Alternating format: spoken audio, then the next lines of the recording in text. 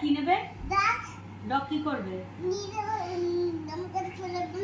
তাহলে মামা বাড়ি থেকে চলে যাবে। আমি ডগ ক্যাট এগুলো পছন্দ করি না, র‍্যাবিট আমি একদম পছন্দ করি না অ্যানিমাল বাড়িতে আসা। না আমি সব পছন্দ করি না। কাঁদছিস কেন? কাঁদছিস কেন তুই? না আমি পছন্দ করি না তো, বলছি তো আমি ডগ পছন্দ করি না। তাহলে কি পছন্দ করব? আমি কিছুই পছন্দ করি না অ্যানিমাল। অ্যানিমাল দূরের থেকে দেখতে শোন, দাঁড়া দাঁড়া দাঁড়া, অ্যানিমালদের গায়ে লোম থাকে তো, ওই লোমগুলো আমাদের খাবারে আসে, ওই জন্য অ্যানিমাল বাড়িতে পুষতে নেই।